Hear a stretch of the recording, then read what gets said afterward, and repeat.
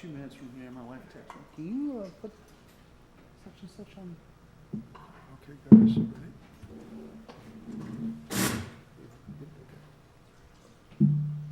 Okay.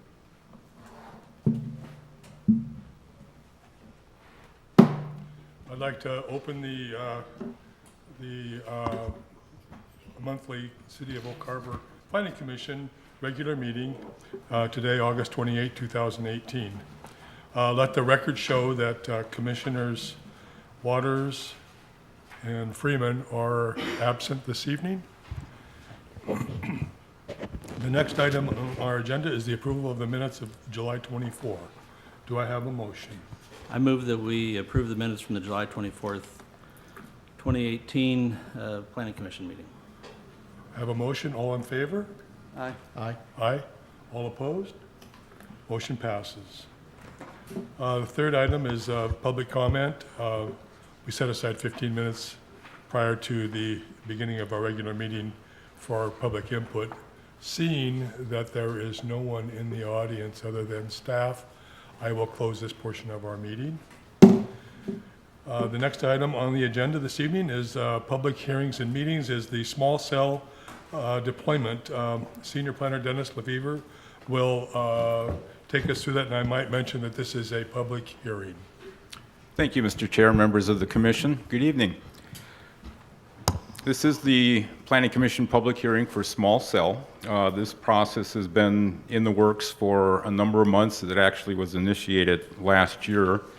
And what I'd like to do tonight is kind of go through some of the high points of this process, talk about how we as a city approach the small cell issue, discuss briefly the proposed ordinances that are in your packet this evening, and then also briefly discuss the next steps. As I'm sure it's no surprise to you, everybody's carrying a cell phone. That's increasing the usage of the mobile data requirements. The capacities are reaching their limits. Many of the wireless industry leaders are indicating more increased usage for that. So they are looking at maybe alternating or providing some innovative methods of providing additional capacity. In addition to that, the Washington State Legislature basically is looking at providing more connectivity in the rural areas. So with those two issues moving forward, the industry is looking at, like I say, filling those gaps and using the conventional method of the large cell towers, which you see in a lot of locations. It's becoming increasingly difficult to site those in local jurisdictions. So what they are leaning towards is more or less a small cell technology to fill those gaps. And basically what that small cell technology does is it provides coverage more or less at the pedestrian scale. It's easier to locate simply because it's a smaller unit. It's not the intrusive tall cell towers that you normally would see. And it typically will fill those gaps to provide the needed coverage. The other advantage to the small cells is they can use the existing infrastructure. They can use the light utility poles. They can use structures.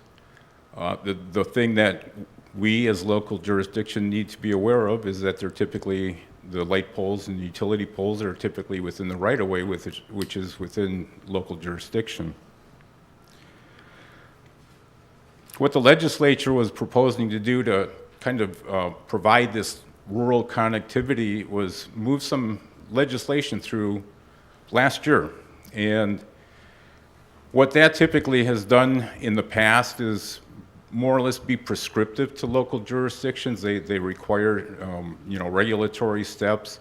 They require sometimes design standards.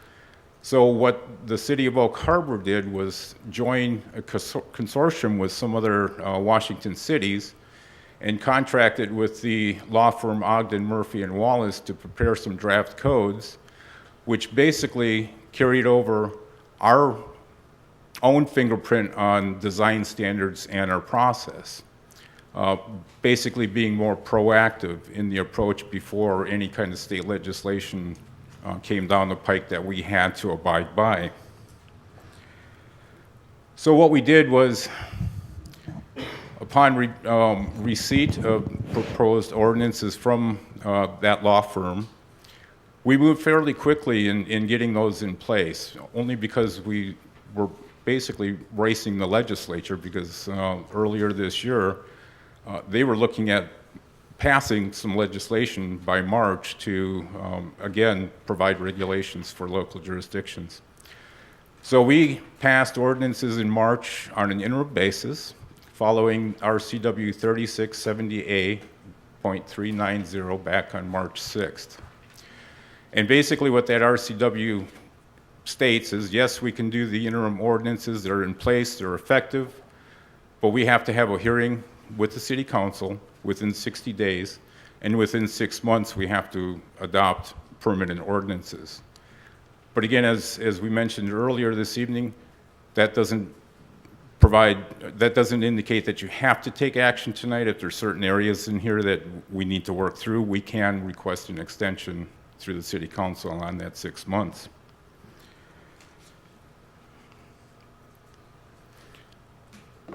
So in your packet tonight, we do have ordinance number 1840, which is an extension of 1830, which was passed on an interim basis, which was in your packet for our May presentation. And that deals with process primarily. It creates a linkage of the small cell permitting to the franchise and right-of-way use agreements, where you can actually link up an application for small cells along with the franchise agreement, which is a requirement that carriers have to have a franchise agreement to site the small cells. It's an administrative review, which would be consistent with our Oak Harbor Municipal Code 19.29.030, which is a new section in the next ordinance that deals with design standards for siting of the small cells. Again, the franchise and the small cell deployment is considered a master permit when those are lumped together. If an industry comes in, they get a franchise agreement, and they get the small cell application, it's called a master permit. Pretty simple. We have timelines established which are consistent with the federal guidelines. A couple of years ago, they came out with what they call a shot clock for some other telecommunication facilities. We're linking that up with that time frame as well. Ordinance number 1841, which is attachment 2 in your packet, deals primarily with development standards. It addresses siting of the small cells on new wood, non-wood poles. It includes very specific dimensional requirements, ground equipment, those types of things.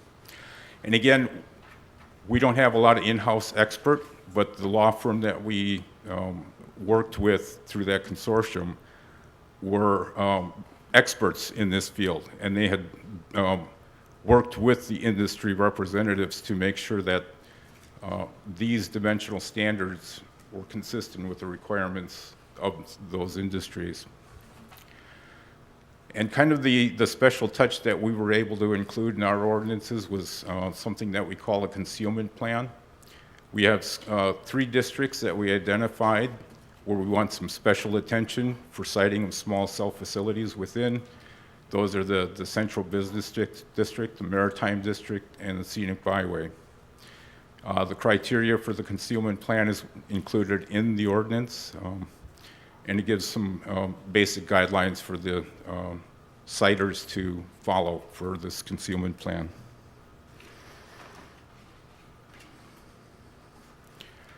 So in your packet this evening, of course, is attachment 1, ordinance number 1840, and attachment 2 is 1841.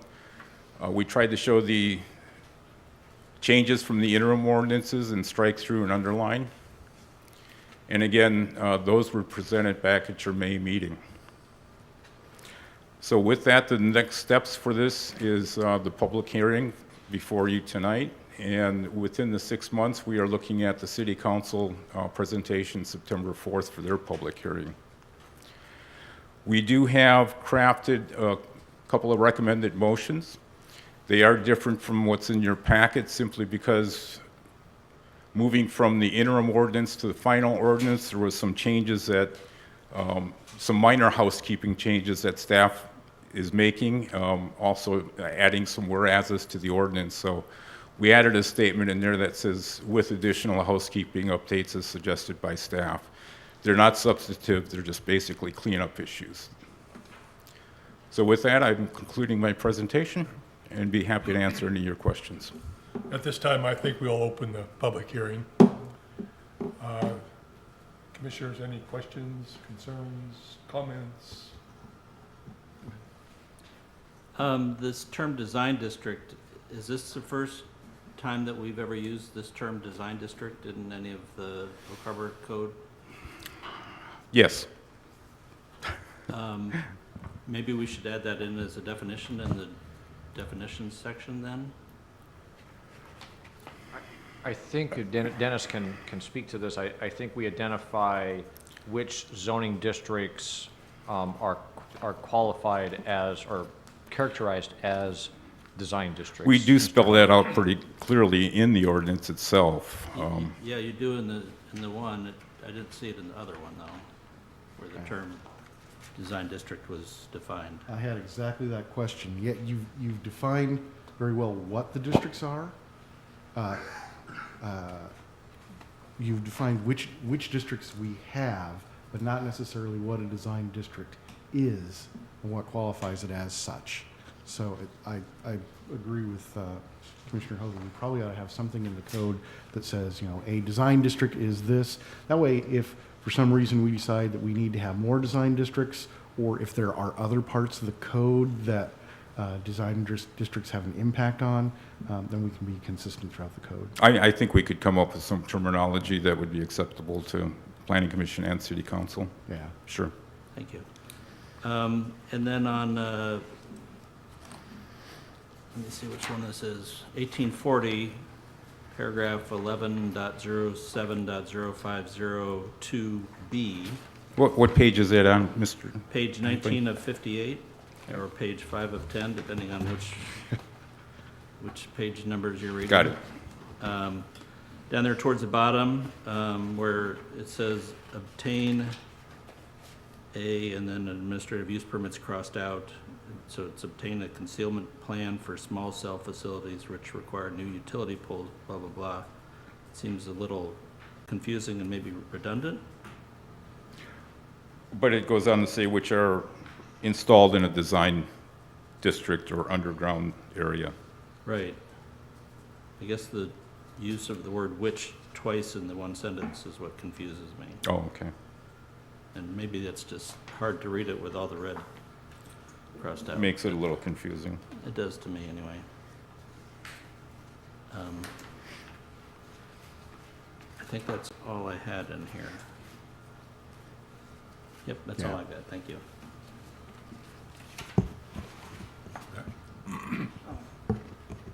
My question's more on health issues and stuff like that. Has anyone done any scientific or medical studies on small cells, radio waves, and effect on humans or children? Yes, there's been quite a few studies, either completed or in process, and for that reason, we do have a statement and it's on page 17 of 58, which essentially covers that aspect. It's down at the bottom, it's item F. It's called the RF certification, where the applicant is required to provide a certification that the radio frequency from those small cells meet federal standards. Okay, thank you. You're welcome. Okay. Thank you. I had the same question Hal had, but one little housekeeping note and then one kind of general question.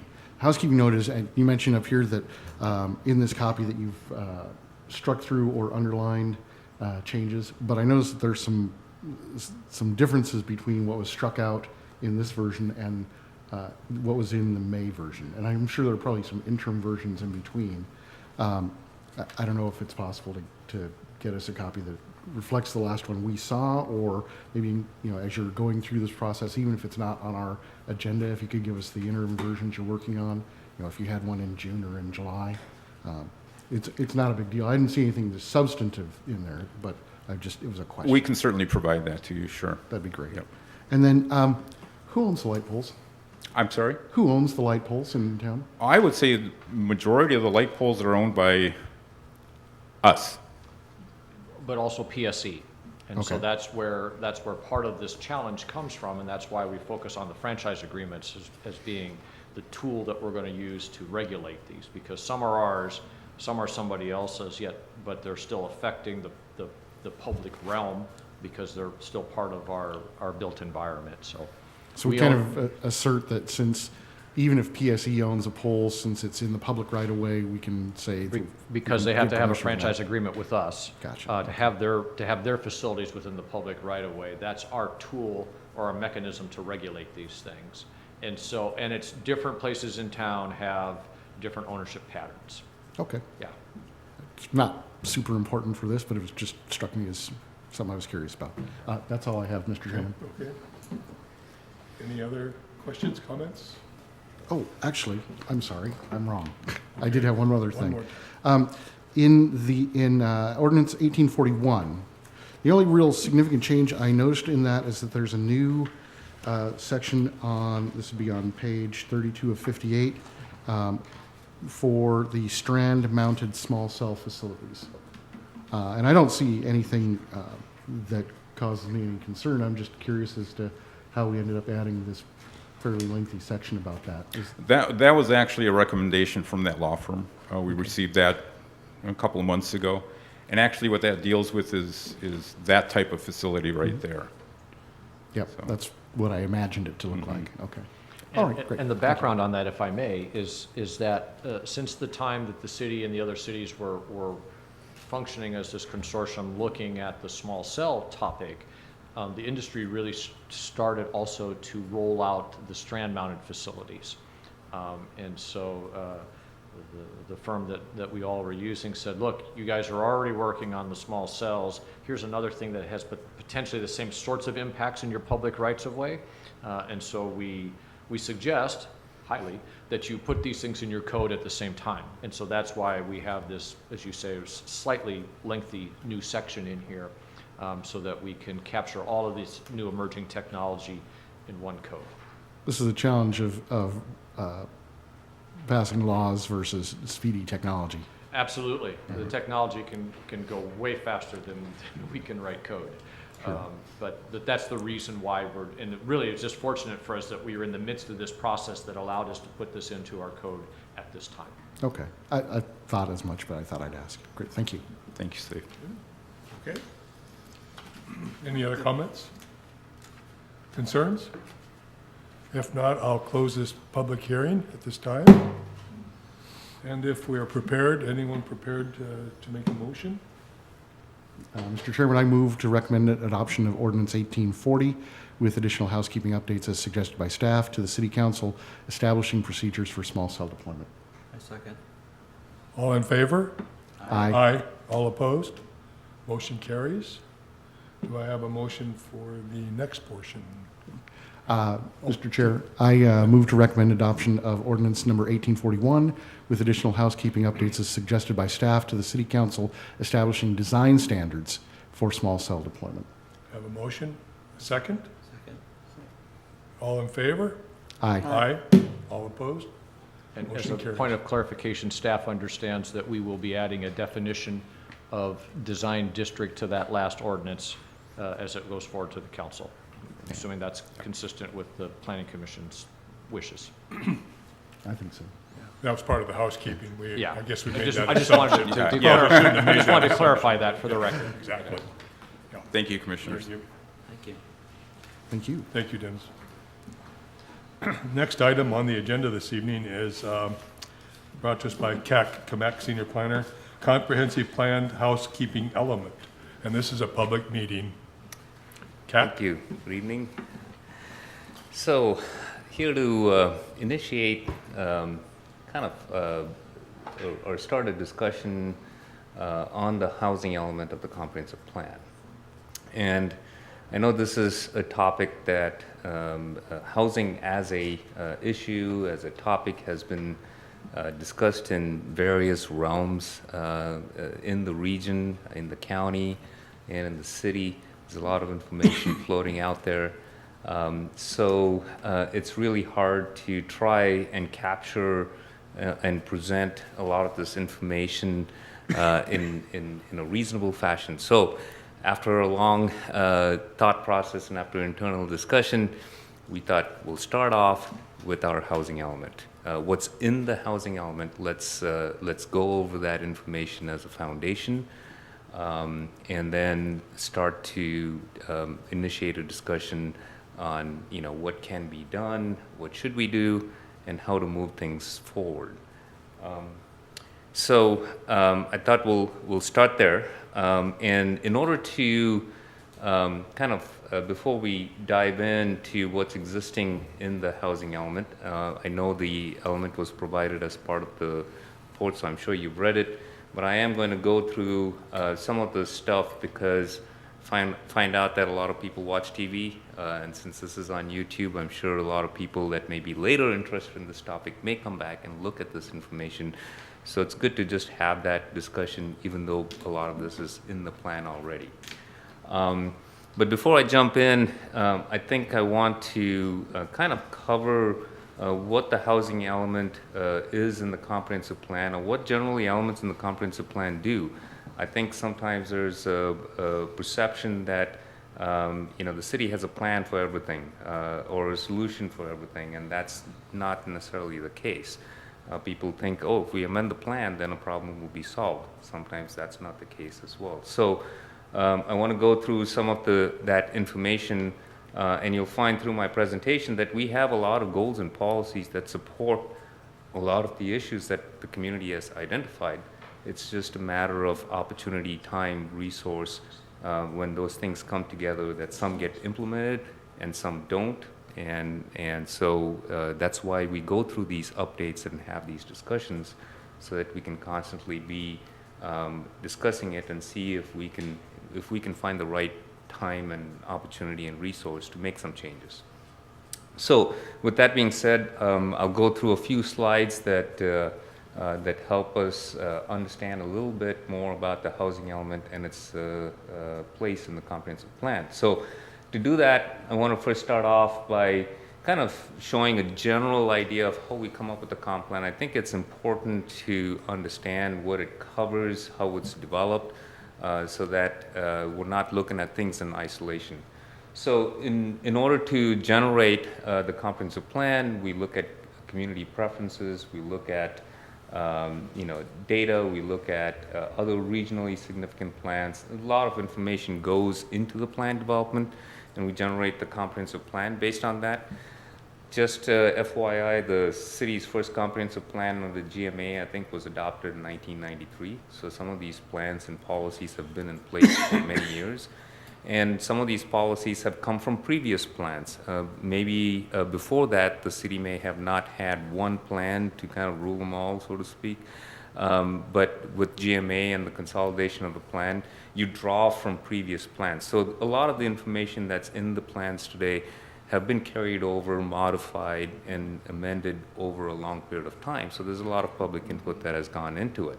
So for example, I'll just give you a quick example of some policies. When initially they wrote plans 30, 40 years ago, they used language very freely to kind of state what, as a city or as an organization, that they should have as policies. And over the years, as plans developed and as planners learned a lot more about how plans are implemented, they found out, for example, like negative language in the plan is not all that great when it comes to implementation, how you write rules. So language can change from, instead of saying discourage something, you try and encourage something else. So those are minor changes that happen. So policies kind of get amended over the years to reflect what you want to do. So that's just an example. And then how does the plan get implemented? We have a lot of sub-area plans. So the comprehensive plan kind of holds some general language and some general direction. When you want to dive into certain issues, you create separate plans for that, because you try not to address too much detail in the comprehensive plan. And you'll find that in the housing element, that's the same thing. That's why I said it's not necessarily the solution and end all to all our housing issues. It's just a snapshot and a way to look at it at that particular time using data that's available at that time. And I'll go over some of that as well.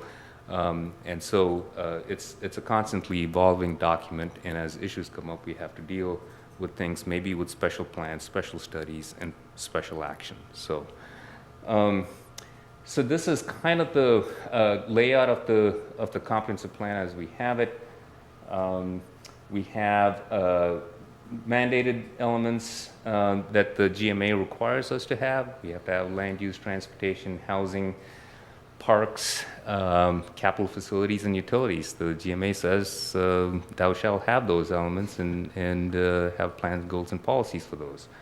But the GMA also says you can have additional elements, and Oak Harbor has chosen to have additional elements, and you can see urban design, UGA, government services, community coordination. All of that is, Oak Harbor has them by choice to have policies in there, and they come from various councils in the past based on various issues in the past. So we have some of those elements. They're not required to be updated with the GMA cycle, but if issues do come up, we address those. So how are these plans implemented? So you'll see under these plans, we have facility plans, and you have all the utility plans, you know, your transportation plan, your stormwater plan, your water plan. All of those are somewhat of an implementation document before you get to the regulations. You have the development regulations, just like the small cell development regulations you just considered. Those are all implementing tools. We have the shoreline master program, we have the critical areas. So we have several ways to implement some of our goals and policies. So that's kind of the overall kind of a structure and overview of how our comprehensive plan works. So getting to the housing element, this was last updated in 2016, and 2016 was considered a major update to the comprehensive plan. One of the terms used by our GMA from the state, you can make amendments every year to various things based on issues and so on. But then every 7 years, you have to kind of look at the overall plan and see if you need to make changes. And 2016 was one of those years. And based on that time, and the major update came at an odd time. It came at a down economy. And so, you know, the items that were updated as part of that major update was based on resources. And so we selected what elements we could tackle in the time that we were given, and so we focused on things that we can get done, and we got that done in 2016. And so the housing element was updated. I wouldn't say we spent significant amount of time diving into the details, but we did update a lot of demographics and statistical data. To kind of give us a reflection of what's going on at that time. So I'll go over some of that information. So what does our housing element have? It has a little bit of history about how housing generally happened in the community. It has statistics. Of course, population is important statistics, and I'll cover some of these, the highlights of some of these statistics in the later slides. It covers housing units, household sizes. You want to keep track of those kind of data to see what the trends are. It touches a little bit on housing density, talks about trends and conditions. Some of it is housing availability, affordability, housing needs, and then it jumps into the goals and policies.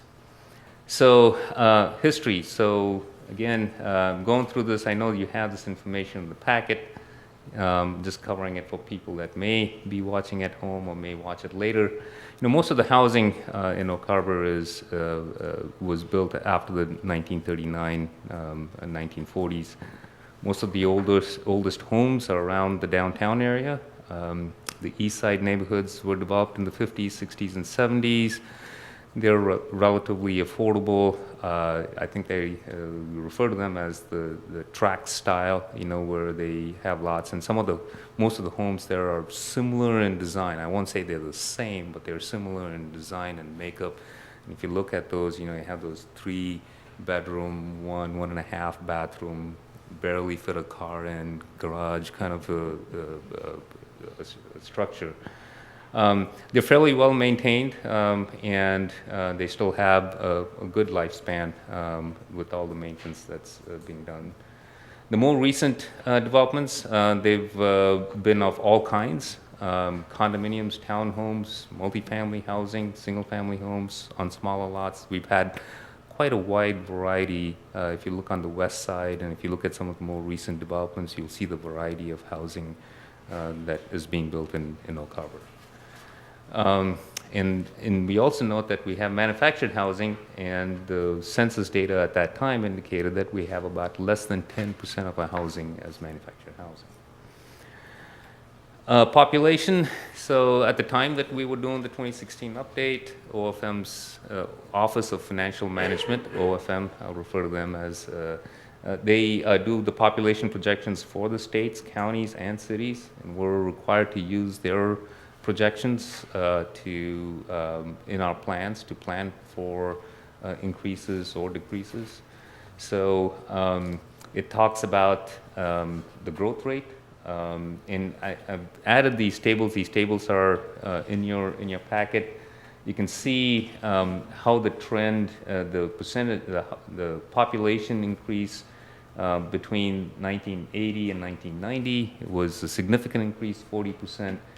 And since then, it has slowly decreased, 15, 12, 9, and I think the projections for 2030 and 2036 was still lower. This is OFM's projections, and I touched upon a little bit on when we did that major update was during the downturn of the economy. Well, the projections are also are done during that time. And usually, timing is everything. You can't, ignore the timing of when you do projections. So when you're in a downward economy, everything looks downward, and that's how you usually do it. And in an upward economy, you tend to predict upward. If you look at some of the historical stuff, in 2001, when they did the population increase or tried to project the population for Oak Harbor, and everything was booming, housing was going, the dot-com industries were going, they thought that the island county's population was just going to shoot out the roof. And so they made a very high prediction.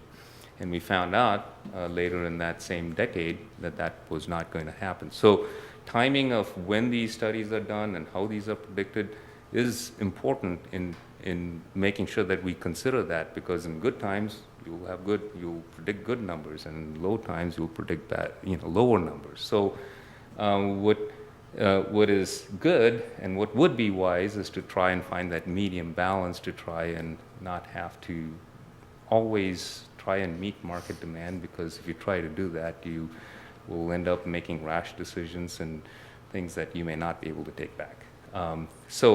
But as you can see, at that time, the projections were for slower and smaller rates of growth. And if you look at some of the island counties' population projection, there was a lot of research and papers done on how the statistics were also showing that. There were less families. South Whidbey Island was seeing a reduction in the school enrollment. There was a lot of things. The birth rate was actually lower. There was a lot of indicators that made us think of whether we can actually keep increasing our population and the trends. As you can see, I've included a chart. The chart of our projections here, and I know it's really small, but what I really want to show is that line. Historical data shows the rate of increase for Oak Harbor, and then we have a little bump, and that was to accommodate the Navy's population increase. And after that, we had no reason to believe that it would either go up or down, so we continued the historical increase in population, which is about 1% for Oak Harbor, and I think Island County is like 0.8%. That's about kind of an average and pretty consistent rate historically with annual increases. Of course, housing units, there was an increase of 1,781 units between 2000 and 2010. There was an increase in vacancy rates during that time as well, and broken down the housing tenure during that time, owner-occupied. Oak Harbor's rate of owner-occupied homes is less than Island County and the state, significantly. I mean, Island County as a whole, the home ownership percentage is 70.9, and Oak Harbor's is only 48.9. That just kind of shows ownership pattern differences between the county and the city. Household size, this is a key element, key information in our housing element. We use that for a lot of our calculations. We noted that since 1980 that the household sizes have been decreasing. And one of the first assumptions we've made in the housing element when we got to the 2010 is the household size at 2.53, and for all our projections and calculations, we assumed that was going to stay consistent and not keep going down. The natural prediction will be like, okay, we're going down, so put an arrow downward and keep reducing the household size. We didn't think that would happen. The safest bet was to stay consistent and not try to factor in any things unknown elements that we may encounter. Housing density. I don't have the chart here, but the information is in your packet on the housing element, on some of the recent developments that have happened in the last 10, 15 years and what the average densities are. And now this is something that we updated, and you are all aware of it, planning commissioners that were there at that time. In 2016, when we did the land use update, we changed our land use categories. Before then, we were on a 1-to-1 ratio. Every land use had a zoning category. And so we had 17 land use categories and 17 zoning categories. And that made things difficult. If the planning commission, long-term planning commissioners would remember, anytime somebody wanted to rezone their property, they had to do a comp plan amendment first, because the GMA says you have to be consistent with your local comp plan, and then do the rezoning, which sometimes meant that you had to wait a year, because you're allowed to amend the comp plan only once a year. And if you decided in July of some year that you wanted to rezone, then you had to wait till the December of the following year to have that decision made, and then the rezoning process after that. So in order to tackle that, when we did the 2016 update, we made a major change to reduce the number of land use categories to about 7 or 8. So we combined, now we have low intensity residential, and then we have R1, R2, and R3, 3 zoning classifications that implement that. So our densities by land use and for planning purposes changed. So our low intensity residential land use category allows anywhere between 3 to 16 units per acre, and our high intensity allows anywhere between 12 and 22 units per acre. So that was the distinction that we made there. And our historical density kind of shows that we actually increased from 5.7 to 7.47 units per acre. And most of the recent developments that were done in the last 10 years, if you know, they're smaller lots, houses, and small, they were going small on a lot of things. Again, trying to meet GMA requirements and trying to meet higher density. And we have some developers that take advantage of that, and others don't. That's just a choice. But we're at least glad to see that our units per acre has increased. And that's just because GMA is in place. Housing trends and condition, again, just to look at some of the historical trends, there was significant growth between 1981 and 1990. And as I pointed out in some of the previous slides, we had a 40% increase in population. That's a significant increase. And guess what? They said, oh, we need to do a housing need assessment. And so one was done for the county, Oak Harbor, Cookville, and Langley, looking at the entire county. And it noted the same things that we're identifying now. It noted housing shortages, and it also noted affordability. And after that housing study was done, growth declined and was a less rate. It wasn't as high. Again, this kind of just shows that anytime we have a boom, we think that that boom is going to continue on and that we are ill-prepared to deal with it, and so we should do something about it. And it's been a cycle over the years every time we've had that. We've noted that market can go up and down, but for us, we're kind of unique because we do have NAS Whidbey here, even though in the early 1990s we had a small threat that they could close the base down. There was a significant effort by local people to try and keep the base. And since then, we've changed a lot of our policies regarding the base to try and be a better neighbor. Some of the policies are to limit residential north of Northeast 16th. The council put that in place. We hold that line till today and would try to discourage housing north of 16th because one of the things that came from that time study is they looked at other Navy or just military facilities around the U.S. and why were they closing certain facilities down more than others, other than maybe strategic location from a military standpoint. It was more that the community grew too close to it and the impacts for the ongoing function of the base was being compromised because now you have a civilian population that's very close, and then you get into the noise issues and other traffic impacts and so on that affects the people living there, and so sometimes they just say, okay, we're out. And we didn't want that to happen here, so there's a lot of policies that we put in place.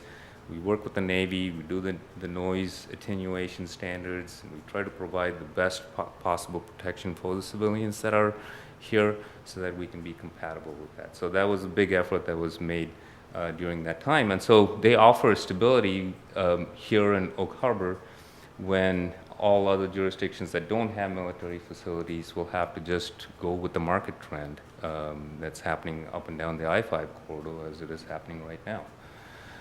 One of the things that the housing, when we updated in 2016, it assumed that we're going to have a moderate normal growth patterns. That's just, it's going to keep chugging along because we have that stable workforce here.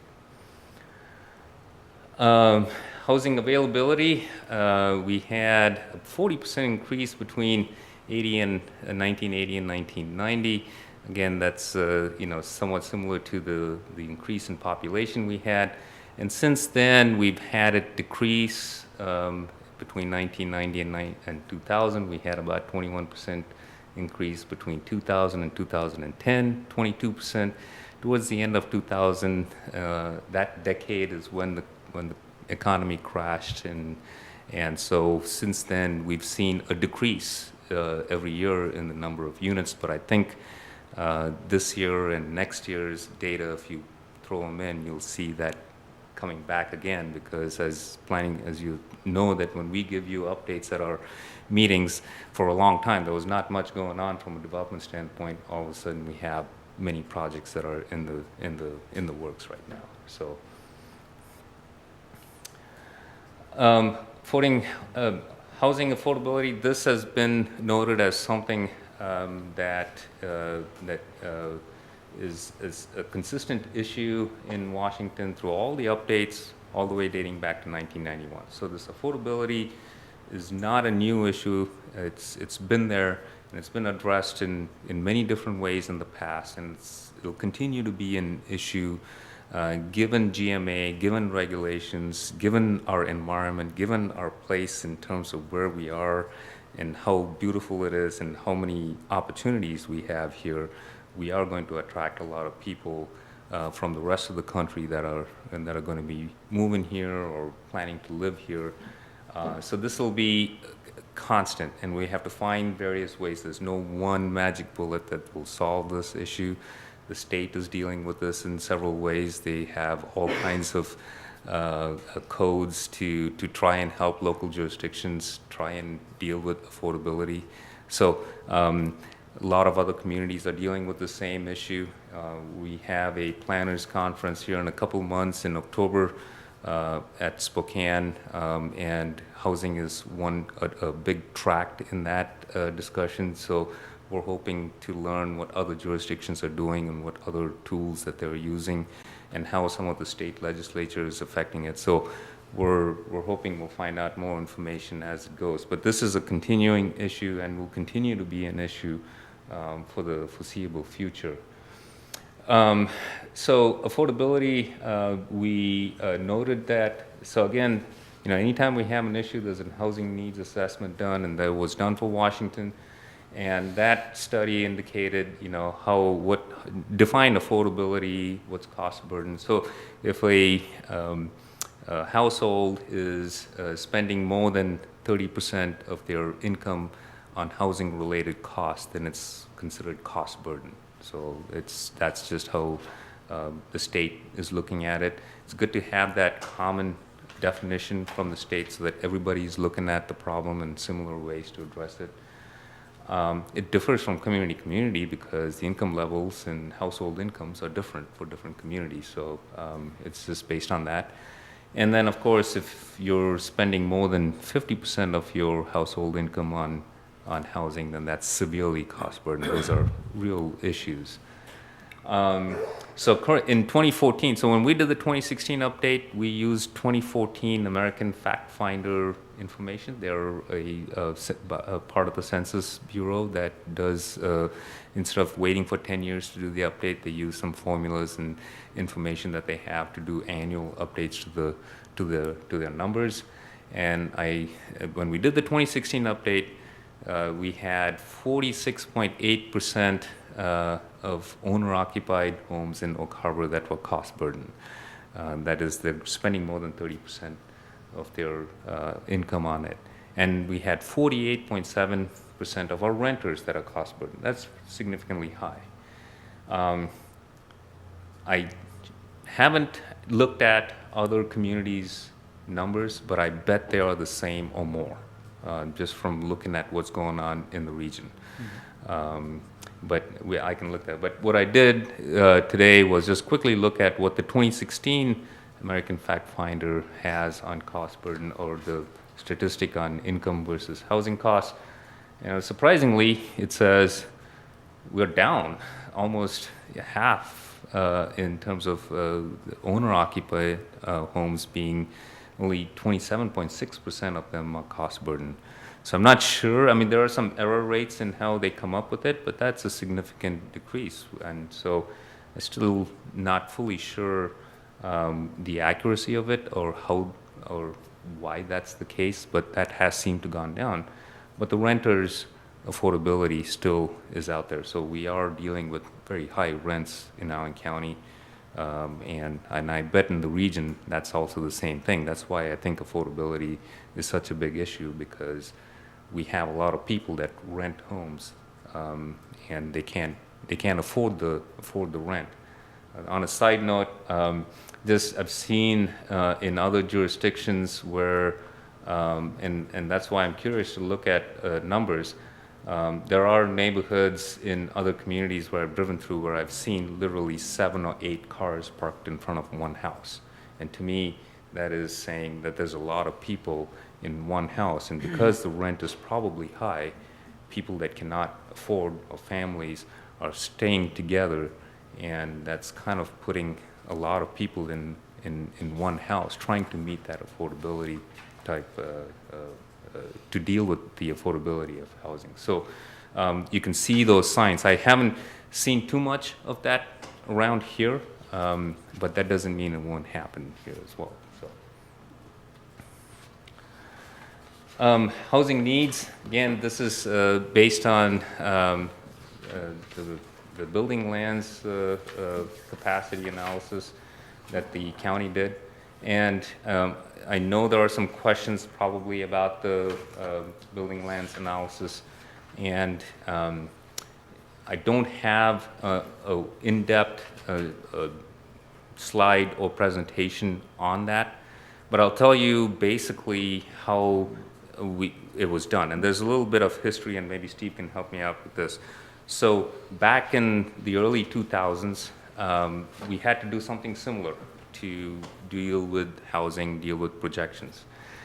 And there was a fundamentally, there were between, and working with Island County and the city, there were some fundamental differences in how that was being looked at in terms of building lands and capacity and so on. And so during that time, they decided that we were going to do it separate. We're not going to do a consolidated effort. And you can correct me at any time. And that led to a lot of issues down the road for Oak Harbor and Island County, because we used different data, we used different processes, and we came up with different results, which led to Oak Harbor doing an analysis that required more housing, and the counties didn't reflect that as much. And so when we went through to try and expand our UGA to try to accommodate for that growth, we met with resistance, and that was the entire thing that went to court in terms of how those lines are assigned, who has the responsibility, etc. And that was a big exercise for both the county and the city. And nobody wants to repeat that process, because there was a lot of time, effort, resource, money spent on trying to arrive at that decision. And actually nothing really came out from that, other than the next time we do this, we're going to try and work together. That was the one thing that came out of that entire process. And so in the 2016 update, that's what we did. We went and worked with the county to see what is the best way that we can both agree on a process that can use existing numbers and try to develop a process that can be replicated and that we can base policies on. So this building lands capacity analysis was not meant to try and address all of the needs and affordability issues in Island County. That was not necessarily the goal of trying to do this. It was mainly number-based and scientific-based so that it could be replaced, and it could look over a long period of time, 20 years. And 20 years is a long period, and when you take 20 years growth and you say, okay, in 20 years we're going to grow by 2,000 people. That's what the numbers show, and you plan your policies for that.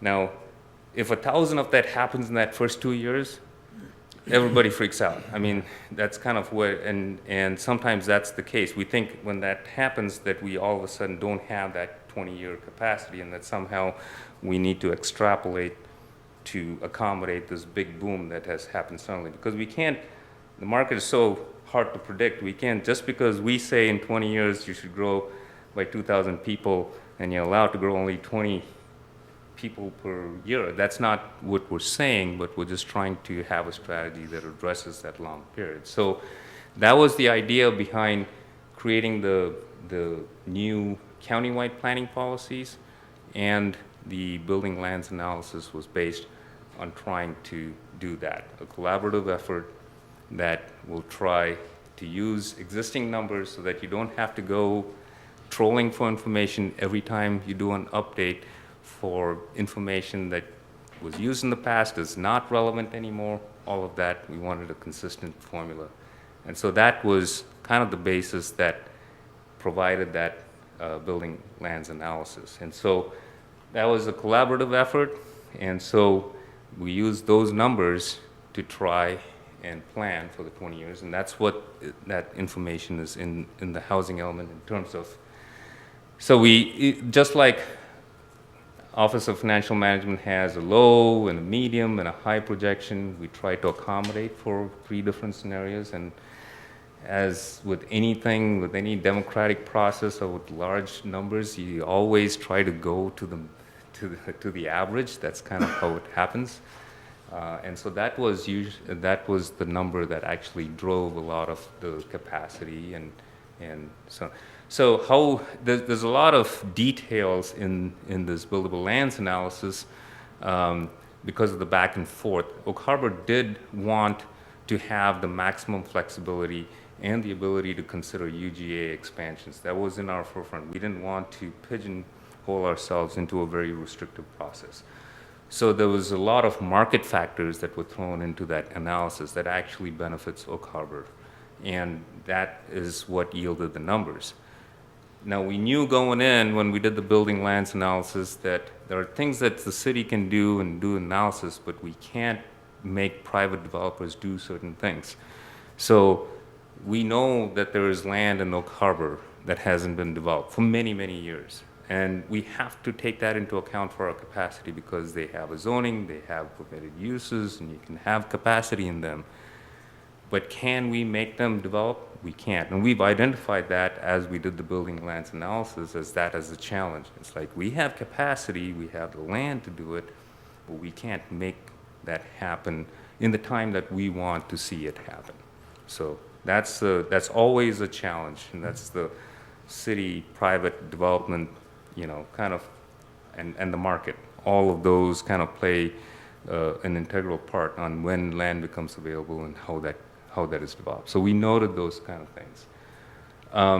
One of the things that we talked to Island County when we did this was they had in their comprehensive plan, they are trying to shift development to the city. They don't want their rural landscape to be developed into large-scale housing. That's just GMA.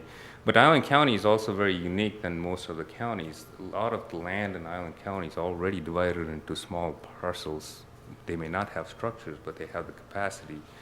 But they have other infrastructure issues as well. So there's a lot of things. So they would rather see the city take on more of the development. So they considered, so their current policy says we'll try to push 60% of the population growth in the region into growth areas, whether it's Langley, Cookville, Freeland, or Oak Harbor. And, during the countywide planning policies, we had a discussion to see whether we can increase that, because, again, to meet GMA. And so we did some numbers trying to indicate, well, what would happen if you shifted 10% of the population. And they had to do something on their end. They had to make it difficult to develop in Allen County so that it's more convenient to come and develop. So you had to do something to do it. It's just, you can't just shift the numbers and hope that it happens. So you have to do something on their side to discourage development so that it comes into the city where it's encouraged. So we went through some of those scenarios to identify what would the shifts be and whether that would result in a UGA expansion. Would that warrant some of that? And some of the discussions, if we went to a 20% shift, yes, we would want to see more area in the UGA. So if the county came up with those numbers by themselves, then they are the keepers of the UGA line, so they'd have to do some action to expand it. Well, after we discussed all of that and we went through the actual adoption, they decided not to make any policy changes regarding that. But however, since it was part of the discussion, we did include that just to memorialize that this was considered, and in the future, maybe it'll help for further discussions if we want to see that UGA expanded to accommodate growth. So after all of this is done, one of the things that the housing element noted is that most of our issues, at least at that time, we decided was going to be based on local conditions. NAS would be as a driving factor in what happens within the city and most of the housing elements. What we didn't take into account, and we didn't have enough information, is what happens at the regional or the statewide that impacts local. And we can see a lot of that happen now. It's not necessarily local conditions that are driving the housing. We're all being impacted by other GMA cities and their inability to expand, provide affordability, and so on. And that is, in fact, in turn, impacting Oak Harbor. And that's some of the things that we're seeing. Those are hard to predict. in terms of how to manage that wave that starts in Seattle and comes towards us. So what are the goals that we have currently in our housing element? These goals again have kind of come from previous plans. They were not newly created in 2016. These are all remnants from probably 1991. And these are kind of like timeless goals. You want to ensure that you have opportunities for low and moderate income families. It's a goal. I mean, we've identified since 1991 that we have affordable housing issues. It's still a goal to try and keep providing opportunities for that. Housing for special needs population, that's, usually this was a big change at the federal level that impacted all levels of government. So, we try and accommodate that. There's a lot of court cases that have made decisions to facilitate that. Identify and provide sufficient and appropriate land for housing.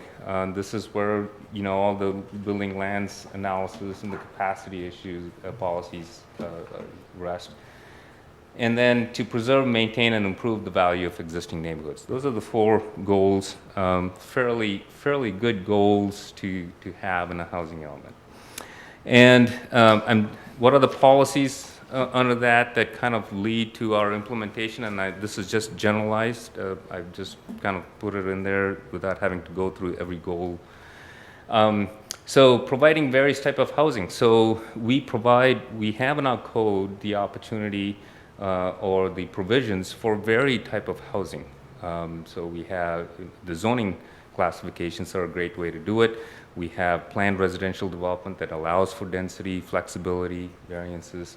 We have multifamily developments or multifamily zoning that can have apartments, condominiums, small lots, townhomes, 0 lot lines, manufactured housing. We have codes that will allow for a varied type of housing. So that's one way we try to provide that the choice for the developer to choose among the varied wide selection of housing types. We have density bonuses. Incentives for density bonuses for affordable housing. And this is something that maybe we should discuss as the housing element goes on, whether the incentive-based approach is working. You can have all the incentives you want, but if developers are not taking advantage of it or don't want to take advantage of it, then it doesn't serve its purpose. We find that, at least from a pattern standpoint, most developers, when you are trying to stay under the incentive, the threshold, so to speak. And so we want to kind of look at it maybe moving forward, whether that's actually helping to have incentives. Promoting affordable housing in proximity to transit, that's a great way to provide a higher density development along transit routes and try to look at parking variances or reduction in parking. That's a great way to use more land if you can prove that you're on a transit, and we have language to try and facilitate that. So again, are people taking advantage of that? Very seldom. Supporting Island County and other agencies in providing housing programs. This is a policy that we have. We work with Island County, and we're constantly, any project, and you've probably heard a lot of affordable housing projects that come forward. The city's trying not to be a barrier to those. We try and find, you have to still go through the process of having a public hearing and encouraging public comment. That's when kind of sometimes a lot of decisions are made politically when we get there. But from a process standpoint, there's nothing preventing these projects from moving forward. We have codes for manufactured home parks. We have separate section for it. We have sections in the code. We encourage that to happen. Affordable housing with annexation. This is again not a requirement or a mandate, but we have tried in the past with annexation agreements to try and include affordable housing. The Gary Oaks subdivision that's on the southwest of 24th and the highway, there were clauses in that annexation agreement to try and include land for some affordable housing, but it just didn't work through. The financing didn't come through. So we've tried ways to try and do that. encouraging accessory units, ADUs. Planning Commission looked at that code and went to City Council. By the way, the accessory dwelling unit code has been in the city's code for 20 years. But Steve can tell you how many units we've actually had, in one hand, maybe, so we're doing, there's a lot of things our code and plan already allow. It's just who is taking advantage of it is the question. We have codes to accommodate housing needs for elderly, disabled, and infirm. We have a lot of assisted living facilities. They go through our process for that, and we help them through that. We collaborate with Downtown County on housing for special needs. We've done many code amendments to deal with the homeless population. We work with the social services and churches and other organizations, so we've been involved in that. Group homes and daycare facilities, there are some federal cases that allow them to happen in single-family homes, single-family districts, and so we have that in our zoning code. We collaborate with the county on projected housing needs, again, using the buildable lands analysis. We've changed the land use code, the land use I was talking about, from one-to-one to a generalized. Again, there's now opportunity for changes, for rezoning to happen faster and for people to take advantage of higher densities. Again, who's taking advantage of it and at what time will that actually be put in use is up to many factors. Just because you put it in, it doesn't mean that'll happen. We got codes to accommodate mixed uses. We've always had that. Love to see mixed uses, commercial, residential on top. There's a lot of challenges in terms of codes and the costs associated when you mix these uses. So there needs to be a tipping point at which those things make sense. Has Oak Harbor reached that point? Probably not yet. That's why we haven't seen it. So, but are we prepared for it? We have codes for that. Yeah. Code enforcement, housing codes, again, this is about preserving values in our existing neighborhoods by trying to keep up with housing codes and code enforcement, investing in infrastructure, water lines, sewer lines. There was a question earlier about how we do that. We upgrade those constantly so that services are provided so that housing can continue to use those. And we encourage infill. One of the things that we've seen in the last 2 or 3 years is the focus on the development and the building community in finding these infill lots. We have several projects in the last year or two or in the works that are looking at lots within the city to try and make development happen. Whether it's subdividing a large lot into 2 or 3 lots or finding something for rezoning, all of that is happening. And to a certain extent because GMA is helping with that, and the UGA is helping with that. There is capacity, as our buildable lands analysis shows, there is capacity within the city. Now people are finding it because that's the only way to try and bring housing opportunities to Oak Harbor. If you just had a green field, then they would overlook all of the rest and just go there because that's the easiest way to do it. But a lot of these restrictions are helping builders and developers focus internally on that. So that's just in a nutshell on what's in our housing element, a little bit of history of how we got here. And I have some general thoughts, and these are just things that I was kind of thinking through, in terms of how we move forward with this discussion and whether we need to actually amend the housing element to do something. There are issues. I won't say no. We're not ignoring that there is affordability and availability issues. Like I said, every jurisdiction is finding that. Whether a change to the housing element is going to create a solution, I'm not sure about that yet. If there are special studies or special code that needs to be written, we can consider doing that. We have a lot of goals and policies that allow for a lot of these things to happen. It's just how do we implement something in the given time for the given problem or solution, a problem that we have, or the situation that we have. That's the thing that I think we need to kind of discuss to see how we can focus our resources to try and accomplish something there. I don't think just changing the element or putting in things that we think will happen is necessarily going to lead to a solution, because we do have a lot of statements, like I said, and we have a lot of code in place that encourages that. But we don't have, and again, this incentive-based thing. So if you have incentives, people are working under the incentives, so that becomes in itself a restriction, even though you think it's an incentive. What, should we move that scale up to requirements and mandates? That's going to be a big question, and everybody in the region and the state is going to be thinking about that. There was some new RCWs that came out for allowing cities to provide incentives, and they are still incentives. We can write an affordable housing section code and provide all the incentives we want. Will the development community take advantage of it, or will they consider that to be a restriction and work underneath of that? That all depends on the developer. It's just hard for the city to make somebody do something. And we really don't want to be in a position to make that.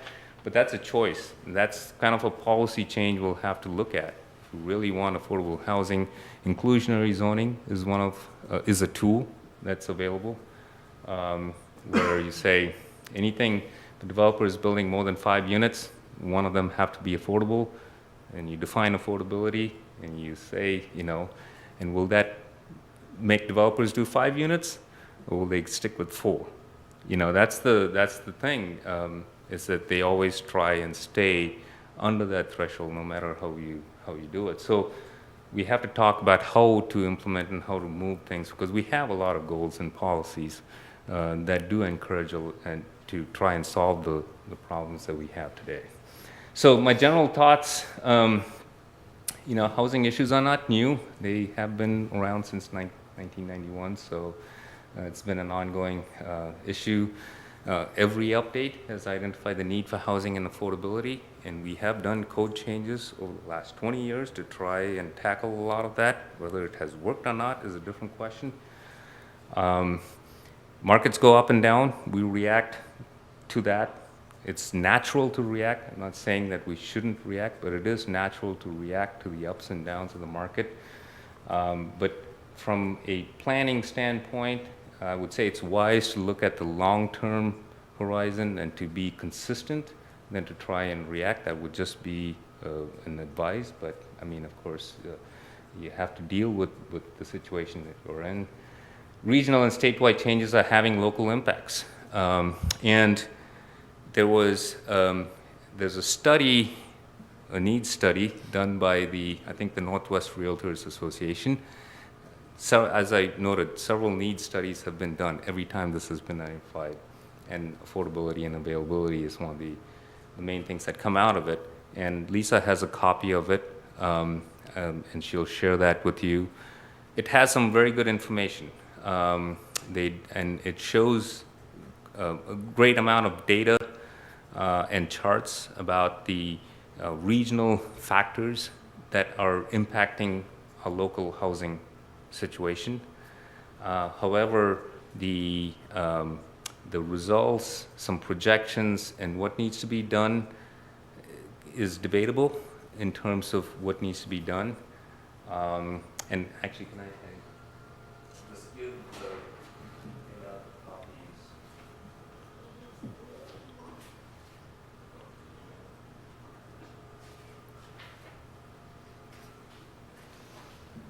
Thank you.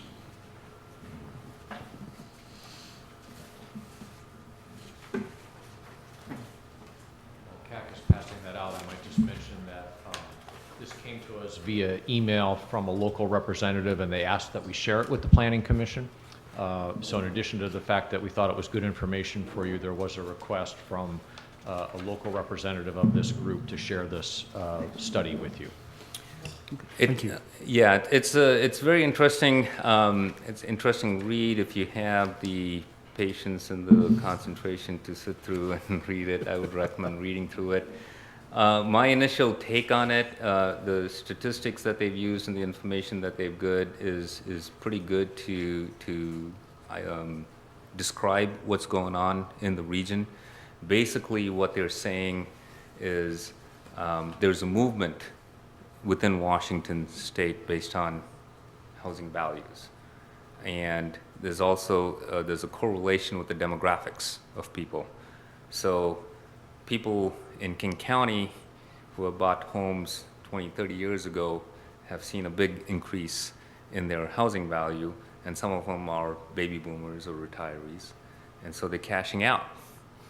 And they're probably still working, or they like that environment, but they're moving one county over and outbidding everybody else for the housing there because they can afford it, they got a higher price, which then makes that community and that county folks sell the house at a higher price because the housing values are high, and they're moving one county over. And this is the ripple effect that's happening as it's moving up to Skagit, and then Whatcom has Bellingham, which is also growing. And they say a lot of it is going to come to Whidbey Island, and Whidbey Island is the end of the line, in the sense people on Whidbey Island can't sell and go somewhere else, which I think puts the line of thought in there, puts then Whidbey Island in a difficult situation to try and solve the region's problem. And I'm not sure that we should be in that role. But that's what the statistic currently, or the trend is currently. Now, I can't say that that's going to be the trend for the next 20 years, but in all the information and the statistics that this person has put together seems to give that theory some legs. And so if we are the end of the line, then that's a problem. And I'm not sure we are supposed to solve the region's problem by trying to do that. So there's some interesting information. Take a look at it. If you have any questions, we can discuss that further. I just scanned it briefly, and that was some of the things that jumped out. And again, I think one of their statements is that we should continue to provide single-family detached units because that's what is consistently been a need in Island County. Again, you can look at it in several ways. That was what is being provided by the community, and so that's what is being absorbed, and therefore is that what we should continue to do? I mean, that's just kind of, and he makes a statement on there regarding OFM being circular, but I think his suggestions on trying to provide the same thing is also circular because that's what we've been providing all these years. Does that mean that's the need? So we'll be in a unique situation whether we want to continue the trend to do that, or do we actually want to influence some change to different densities or different ways. And you can do it in various ways, and maybe those are the things that we should be talking about in terms of implementation and so on. So it's a good read, a lot of good information on the current trends. It was done, it's dated July 2018, so it's probably based on numbers from the last year or so. Again, anytime, just like our 2016 update, that was based on probably 2015 numbers. Once you do it, you kind of, that's why we look at the 20-year plan, and you kind of like methodically go through the years and try not to react to the market. And that's just an analysis of what's going on in the market right now. And of course, when you're in an up economy, when the values are up, things are changing, you want to project bigger numbers is what you want to do. And should be cautionary about trying to jump into that. So anyways, I just want to, I'll wrap up my discussion and thoughts and open it up to the Planning Commission. We all know that there's a number, and I just kind of glanced here, of military personnel living off the island. Is it fair to say that we really aren't meeting the need, assuming that those folks, if we could fulfill that need, would stay in Oak Harbor or the North Whidbey area? Is that a fair statement? There's several factors I'm finding out that that can impact that. If you look at the region, actually Oak Harbor has the most housing available right now. If you look at Mount Vernon, Burlington, Anacortes, I-5 corridors, and you look at the housing types that are available, actually, Island County, Oak Harbor has more housing than other communities. But we're not seeing the absorption rate for Oak Harbor as much as it is in other areas. And this is just things that I hear, and it's not based on any statistical stuff. Military families, we assume that if there's a military family, married maybe with a kid or so, that they're coming here to the base and that they're going to find housing here and they're going to stay, and this is the most convenient place for them. Well, it's usually the case if both of them are somehow working in the Navy related. Now, if there's one spouse or somebody in the family that has work in Everett or has work in Bellingham, then they're choosing to live in the middle somewhere so that they can commute. So even though there's housing available in Oak Harbor, there's a lot of military families choosing other communities to live in because somebody's working elsewhere and they don't want to do the commute all the way from Oak Harbor to there. So they're splitting the commute basically. So you can't, and so we're thinking that, families are coming, both people in the family are working, and not everybody has a working opportunity here because the business environment here supports retail, tourism. That's one of the main. Government is high and hospitals are high. But people coming from communities, if you're a professional engineer, you want to work in Boeing, or you're working in Everett, you're looking for housing elsewhere so you can split the commute. So even though there's housing here, it doesn't mean that all the Navy families will live here. I don't think if you provide it, they'll stay. I don't believe that that's the case.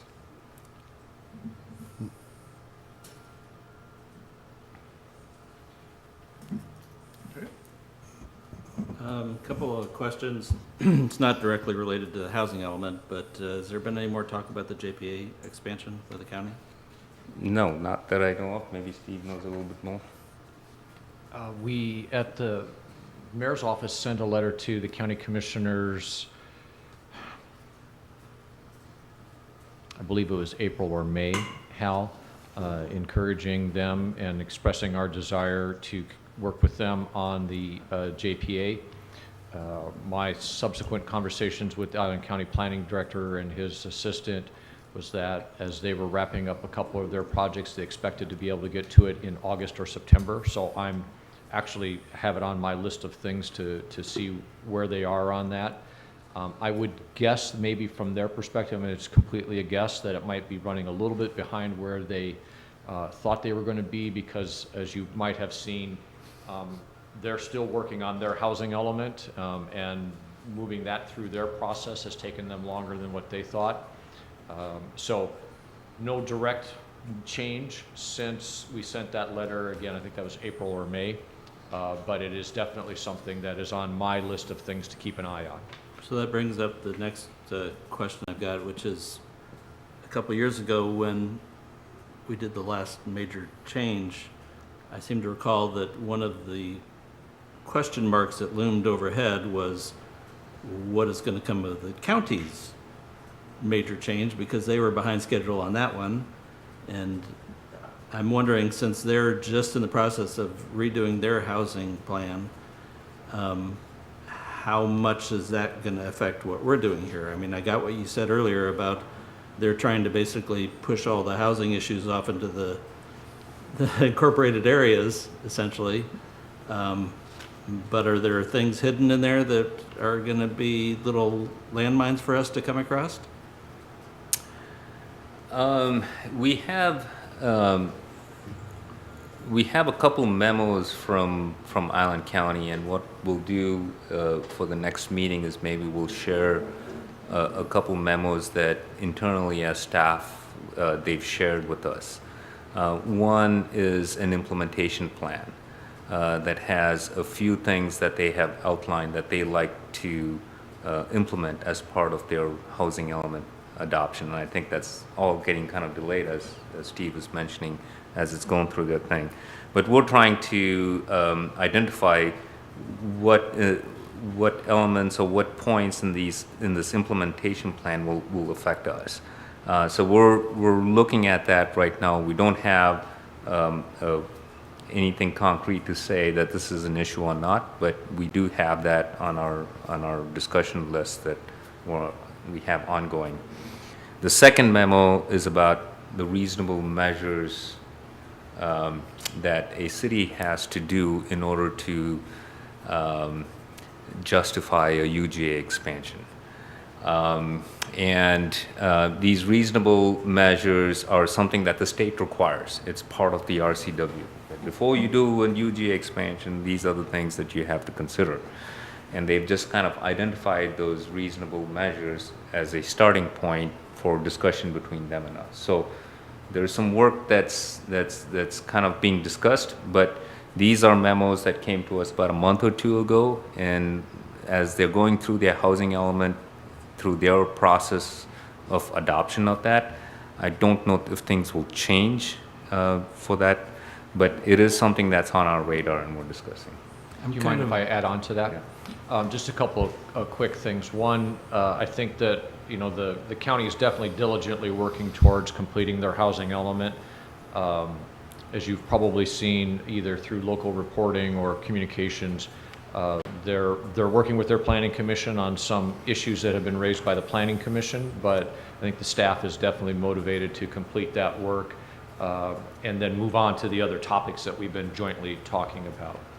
The other piece I want to add is just maybe a sort of a historical footnote, and it's what we refer to as the rural-urban split of population.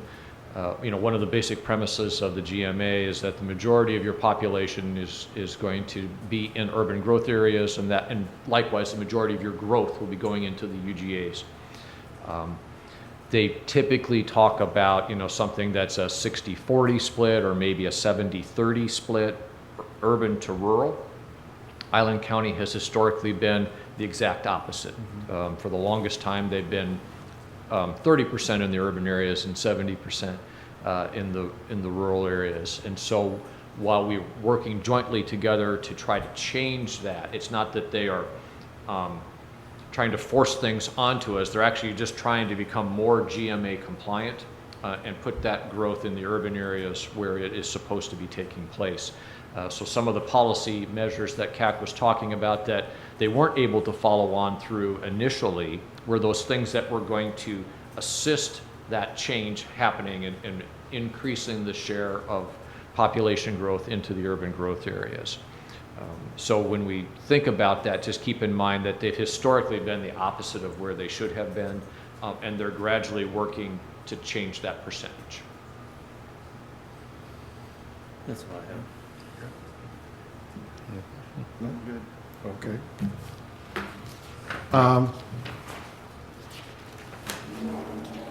Actually, a couple notes because I've read through the housing element.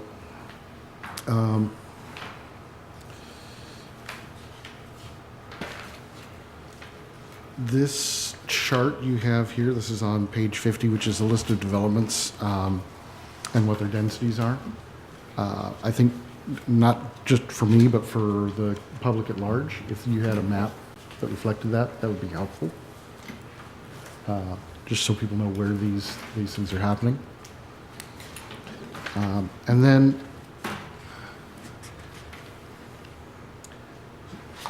so you described in the housing needs section that the county had talked about these 10% shift and 20% shift scenarios, and they ultimately did not put forward any policies that would bring that about.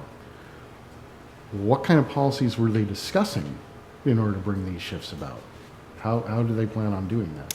That's a good question, and we've raised that question because it's got to come to their development regulations and what they can and cannot permit, and I think that's where they will find it challenging. Even though, like, you can have the policy say, you know, we think it should be shifted, but when you get to the actual implementation of how you write your development regulations and rules, that's where you're going to have to make those hard decisions, and I don't think they've gotten to that point yet. So we don't know what will change. An example could be, you know, right now their minimum density is one house for 5 acres. Mm-hmm. So if you went to one house per 10 acres, that's an immediate shift in that development scenario.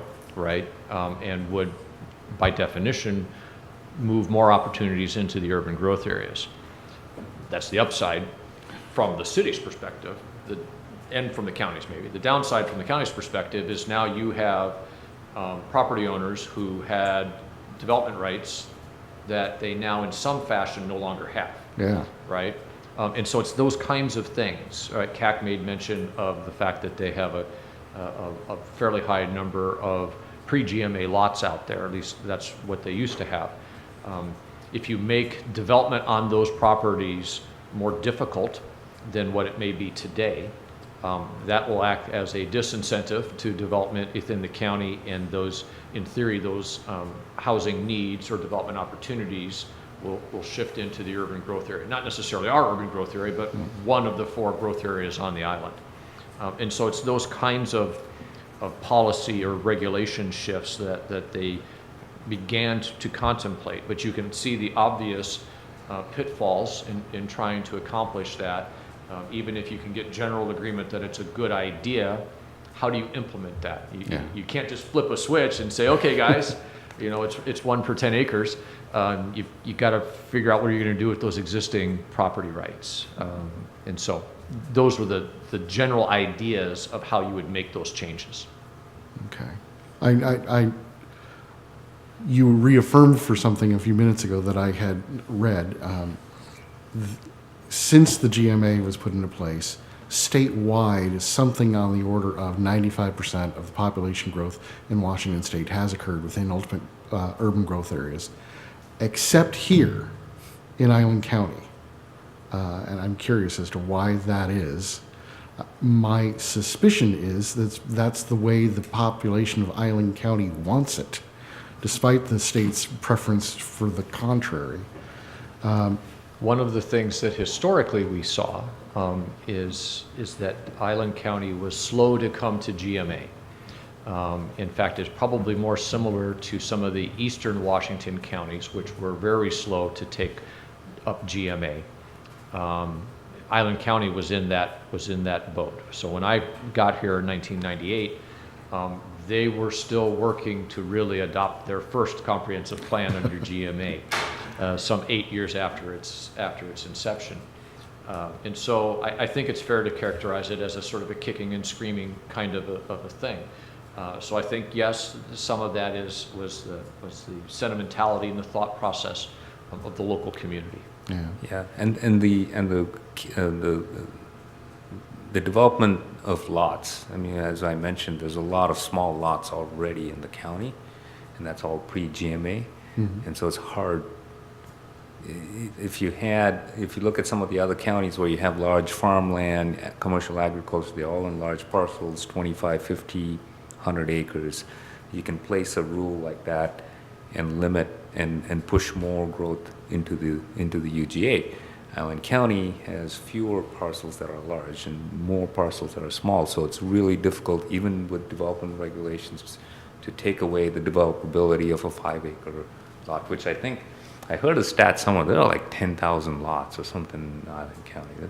That's a lot considering county lots. So they are challenges to deal with.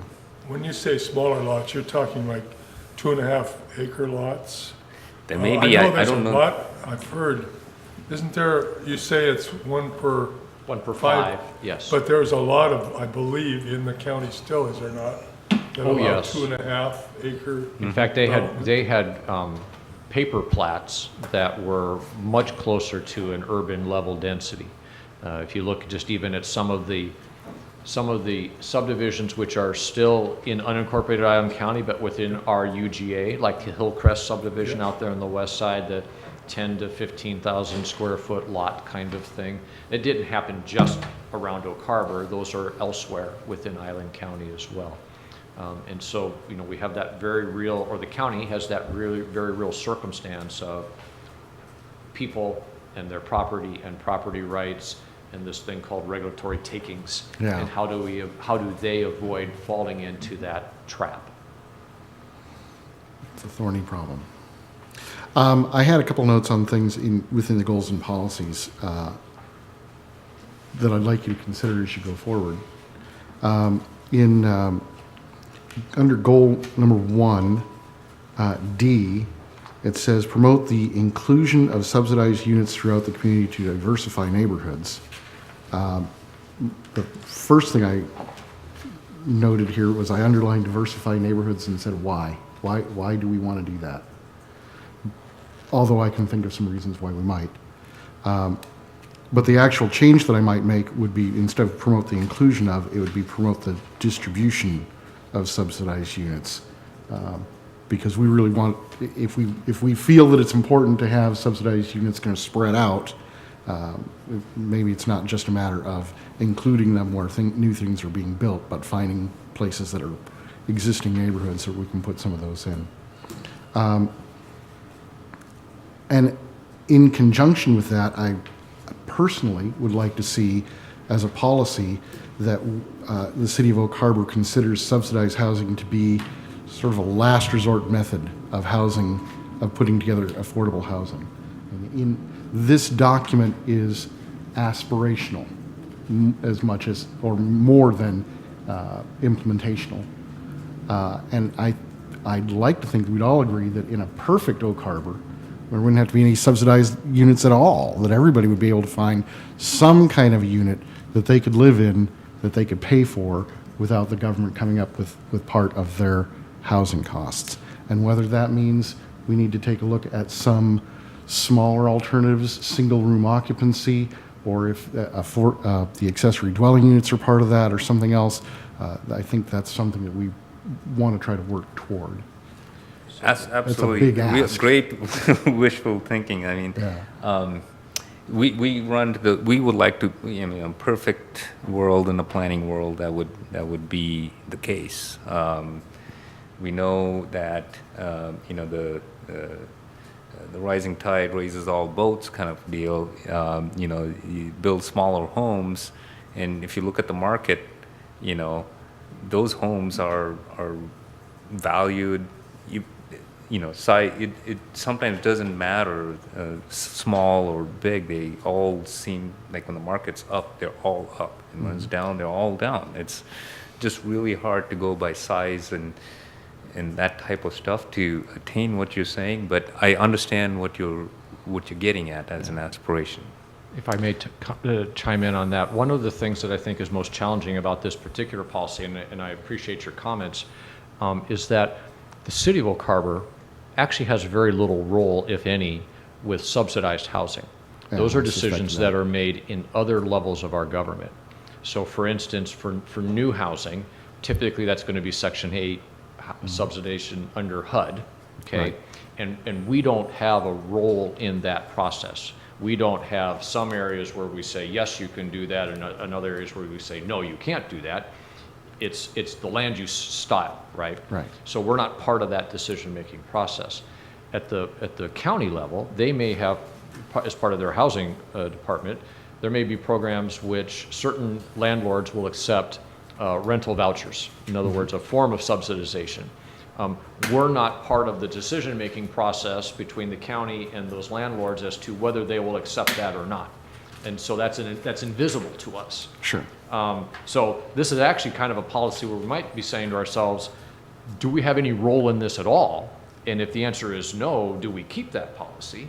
Or do we keep it for some point in the future where maybe we have more of a role? So I'll just sort of add that to your thought process. Sure. That's doesn't surprise me at all. Yeah. A lot of those kinds of policies are, so the bottom level would be the county level. That makes sense. And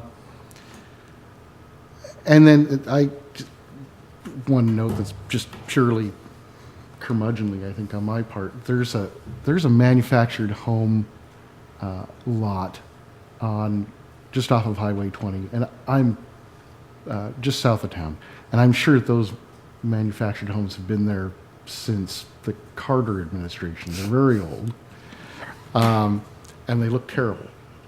Now, I'm sure that they're among the most affordable housing in the city, but just from an aesthetic point of view, I would love to see some incentive for owners of those kinds of things to upgrade their facilities on a regular, if not frequent basis. And I don't know if that's appropriate for this document or not. No, good point. You know, we had a discussion internally in terms of those type of housing developments and how we've actually lost a few of them over the years, at least since I've been here. There's 3 or 4 lots that had those type of housing that got redeveloped and were not replaced, basically. So we lost some units, affordable units with that. And within that category, there are some developments that do well, and then there are others that don't. And so it's hard. And I took a drive around with our code enforcement person to personally go and see some of the housing types that come in there, and it's hard to.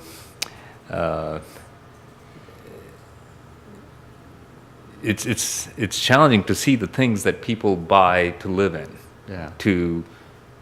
because that's all they can afford, and you know, a lot of those structures don't meet the minimum code requirements and so on, and we try to do the best from a building permit standpoint to try and get them or put them in a situation where they can meet the minimum public health and building code issues to do that. And we have a lot of people that either ignore it, still continue to do it. So it's a continuing challenge, and that's why we have that goal. So we try our best from our side to try and maintain some standards to make it safe. But sometimes those requirements are not very affordable, you know. So Yeah, it's a thorny problem, I'm sure. And that's not really part of a plan anyway. That's more of a building issue and a, you know, code compliance issue as far as occupancy requirements. It is. We don't get involved at all in, you know, saying that, in this housing element, saying that a house has to be, you know, have a full bathroom or needs to have a window in each bedroom or any of those kind of details Yeah. that you're We just- talking about. yeah, you know, we are- insulation and the heating system.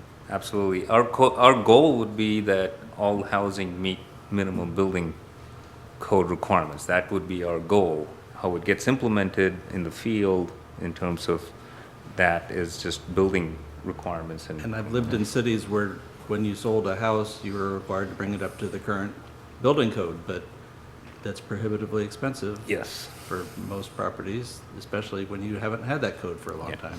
And I've lived in places where there were annual inspections of all multifamily properties. Exactly. Right, and then there's the follow-on piece to that, that if those properties are falling below the code minimum, then those landlords are required to bring them up to code. I certainly don't want to see us start getting down that path in our plans. No, and you know, and that's clearly a policy choice, you know, is that something that as a community we're interested in or not?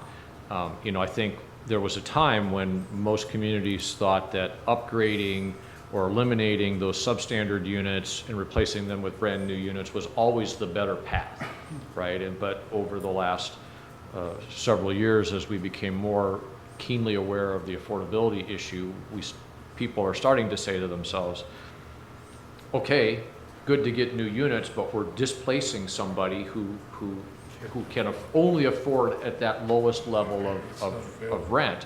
Where are those folks going to live? And so that's the other piece of this, is if we see brand new stuff happening, we're trying not to lose sight of the fact that we need places for people at the lower end of the income spectrum. Fair enough. Yeah. Fair enough. I am curious, to accommodate more people within the current UGA, how much upzoning does the staff think that we need to do, and how do we go about doing that? Are there places where we should be encouraging people to move from single-family housing to replacing those with multifamily housing at a higher density in the city? Do you have some objectives for that?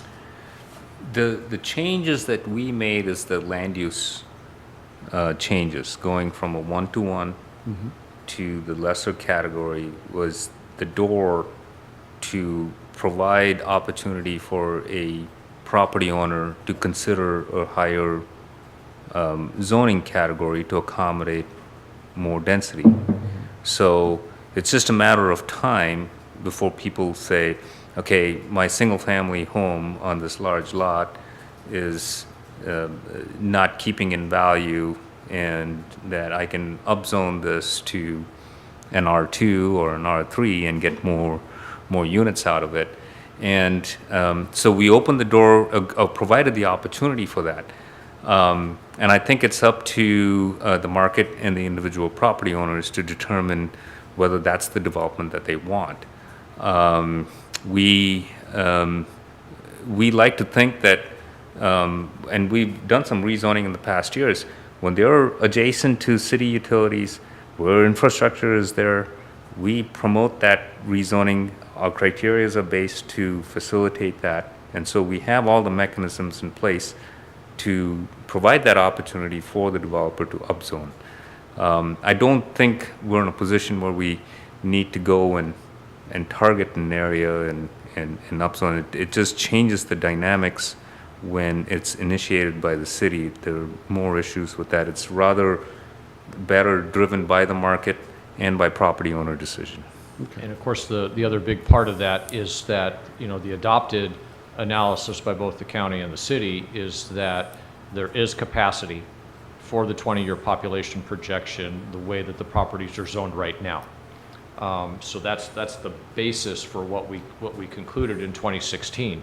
But as CAC said, and we've said it, he said it a number of times this evening, because we're actually fairly proud of this change from the one-to-one relationship to the one to the many, is that provides greater opportunity and in a more nimble fashion for that individual property owner to respond to that demand that he or she is seeing.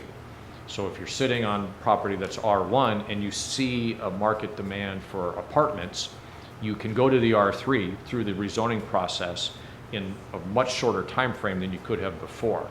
And so we think that that's a huge step in providing greatest flexibility inside of our existing UGA boundary. CAC, real quick. We're talking, you say one of your goals is to monitor affordable housing availability for lower and moderate income families. We do get sailors in here, as we all know. Moderate, E6 for a sailor, I want to say, makes close to about $40,000, $44,000 a year. With our housing market going up, prices on housing and stuff like that, now you throw in our utilities. That's also part of your housing costs, right? So a family of four, if you have one sailor bringing in all the money, he's paying $200 a month to his utilities alone, just for the city, for the sewage treatment plant and stuff like that. How are we going to make this more affordable for the lower families? Good question.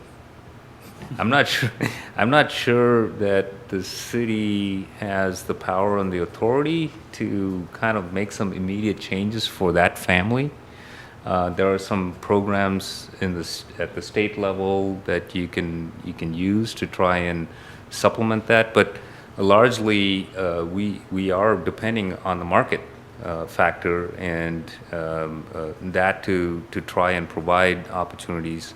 And of course, all the tools that we have in our zoning ordinance is to try and provide an opportunity again for developers to take advantage of density bonuses and incentives to try and make that scenario not be created in the first place. But we can't solve that problem like you mentioned. You know, somebody's facing an issue right now. What do we do as a city? It's challenging. I mean, you know, I don't know if the city has the authority in many ways to try and make a difference there. Because, I mean, all our enterprise funds and utility rates are based on infrastructure. There's a lot of study that goes into how those rates are determined.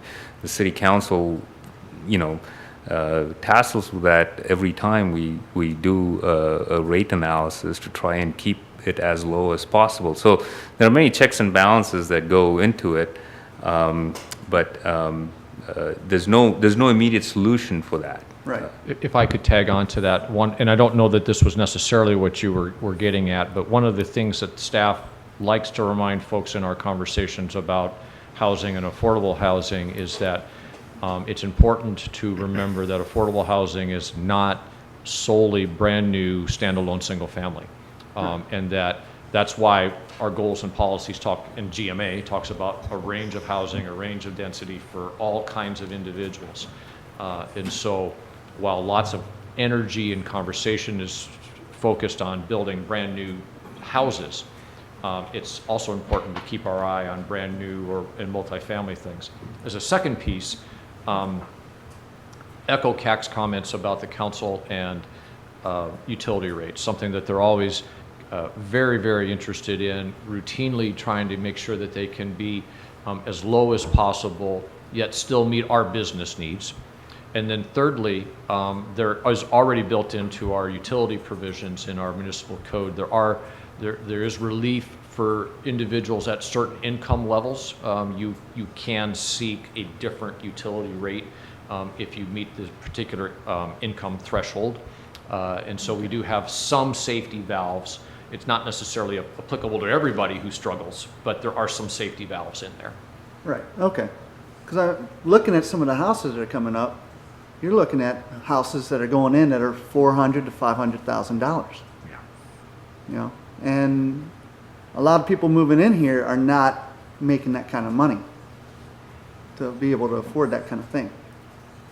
Yeah, I mean, that's a good point, and I think the study that I distributed kind of talks to some of those trends because of all the people from other counties and regions that are selling their house at a higher price and then coming to a market that's lower price. So a $400,000 home here is equivalent to a $750,000 home in Snohomish or $1 million home in Seattle. So if Okay. you sell there and you come here, you're willing to pay the $400,000 for the same kind of housing, and so you pay that money. That then increases the prices of all the homes that are built. So even a small home, 3-bedroom that is being built, ideally to target a median income household. If the developer or the builder is getting twice the value of it, they're not going to say no to it. So I mean, Right. that's the market, and that's unfortunate, but that's what's happening in all the regions in Washington. But by thinking that way, we're raising our prices on our houses. My house value has, gone up significantly since I bought my house. But if we keep going this way, we're gonna make it where Oak Harbor is too expensive for you, for me, for anyone else up here on this council to sit. Absolutely, yeah. And that's what that And we study have to- shows too. Right. Yeah, We have, there has to be a way where we can stop this, or reseed it. And I think that's where the question of incentives versus some level of mandatory affordability comes into play. And that's where other jurisdictions have wrestled with that. So, but it's a huge policy shift to go from, we're going to encourage you to do things to make housing more affordable, Mr. Developer, to Right. we're going to require you to do this, to include this as part of your market rate project. You can all imagine the initial reaction to that, unless you can demonstrate to the development community that they still have the opportunity to have a successful market rate project. But that's the tool that people gravitate towards in the most extreme circumstances. And that actually was something that was more in favor 10 or 15 years ago, really fell out of favor because there's lots of challenges, court challenges to it. And now it's coming back into favor because of the magnitude of the problem that we're all facing. Okay. Well, and I think this gets to what CAC was talking about earlier. If we're at the end of this road, one way we could get to a more affordable housing in Oak Harbor would be to have a larger supply of housing in Oak Harbor. But you have a larger supply of housing in Oak Harbor that's affordable, and people move from other places and take up that housing, and then it becomes unaffordable again. So in that sense, it's not this is what you're talking about when you say it's not within our authority. It's a regional problem that we're trying to solve at a Yeah, and municipal we shouldn't level. try to solve the region's problem, right? I mean, that's what I'm trying to, I mean, Right. that's not gonna solve the problem, actually. It's just gonna add to it, potentially, because you're just providing houses and everything is gonna be raised in value because others are willing to pay more for it. You know, slightly more is enough, that you take the local community out of the market, and that's what the challenge is. It's a problem that needs to be solved in Olympia rather than in Elk Harbor. Very true. All right. Well, thank you for listening. We'll try and find ways to still engage. I think there are going to be some big policy discussions. Like I said, I don't think amending the housing element is necessarily going to solve this problem, as we've all talked about it today. I think that's a great discussion for us to identify that just amending a plan or adding language is not necessarily the solution. So we'll continue to talk about how can we address it. We have some steps moving forward. We're still working with the county on their housing element, the JPA expansion. Any UGA expansions in the future will have to be considered along with the countywide planning policies. So there are many things that can try and work towards that, and we'll kind of move using the opportunities and the tools that we have. But definitely collaborating with the county is one way to try and address that. Now, will we find the magic bullet? I don't know. I hope we do. But at least in trying to solve it, we'll make small increments towards that issue. And like I said, we'll find out from the region what other people are doing and what's working in other communities. And maybe we can, when we come back from the conference, we'll have a little more information to share and things to consider. Thank you. Thank you. Okay. Thanks, guys. So are we going to, do you have anything for the next item, CAC, or are we? No, I don't. I didn't see much in our packet for that. I think it's just as well, actually. It's a good place to stop. Yes. A reminder that our next regular meeting is scheduled for September 25th. There being no further business, I adjourn the meeting.